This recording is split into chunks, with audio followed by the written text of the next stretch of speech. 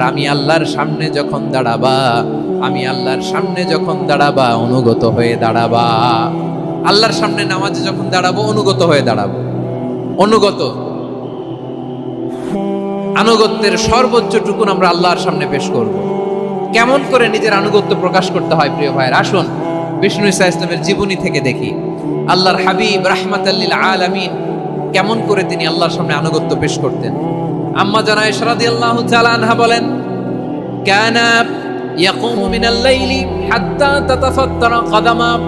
আমার নবী তাহাজ্জুদের যায় নামাজে যখন দাঁড়াতেন, এত লম্বা সময় দাঁড়িয়ে দাঁড়িয়ে তিনি কিয়াম করতেন, কেরাত পড়তেন। দাঁড়িয়ে থাকতে থাকতে থাকতে থাকতে আমার নবীর বরকতপূর্ণ, আমার নবীর মুবারক পা দুটো এরকম ফুলে যেত। আমার নবীর পা গুলো ফুলে যেত দাঁড়িয়ে থাকতে থাকতে। বিষ্ণু ঈসা ইসলামের পা ফুলে যেত। আম্মা জান আয়েশা এটা খেয়াল করতেন। খেয়াল করে বলতেন, ইয়া রাসূলুল্লাহ ক্বাদ গাফারাল্লাহু লাকা মা তাকাদ্দামা মিন যামবিকা ওয়া মা তাআখার। ও নবী, নিজের দেহের উপর কেন এত কষ্ট দেন?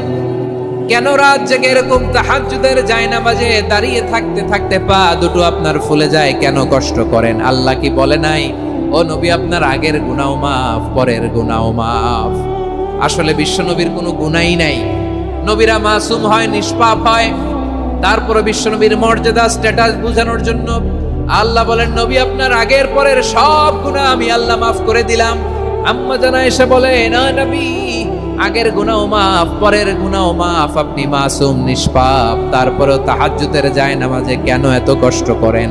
বিশ্বনবী জবাবে বলেন, আফালা উহিব্বু আন আকুনা আবেদান শাকুরা। ও আয়েশা, আমি কি শুকরগুজার বান্দা হব না? আমি কি শুকরগুজার হব না? আল্লাহ আমার সব মাফ করে দিয়েছে, ঠিক আছে, আমার গুনাহ নাই, ঠিক আছে, কিন্তু আল্লাহর নাজ নেয়ামত ছাড়া তো এক মুহূর্ত আমার পক্ষে বেঁচে থাকা সম্ভব না। সে আল্লাহর নেয়ামতের শুকরিয়া হিসাবে আমার কি শুকরগুজার হওয়া উচিত না? আফালা উহিব্বু আন আকুনা আবদান শাকুরা। আমি কি শুকরগুজার বান্দা হব না?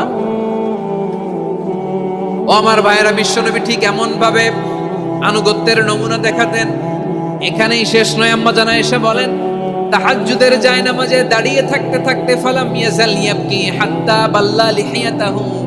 আমার নবী কেরাত পড়তে পড়তে কাঁদতে কাঁদতে দাড়ি বেয়ে বেয়ে ওনার পানি ঝরতো। আর এক জায়গায় এসেছে হাত্তা বাল্লা হাজারাহু, নবীর জামা ভিজে যেত চোখের পানিতে। অন্য বর্ণনায় এসেছে হাত্তা বাল্লাল আরদা, সিজদায় লুটিয়ে পড়ে যখন বিশ্বনবী কান্না করতেন, বিশ্বনবীর চোখের পানি দিয়ে জমিন ভিজিয়ে যেত, জমিন ভিজিয়ে দিতেন।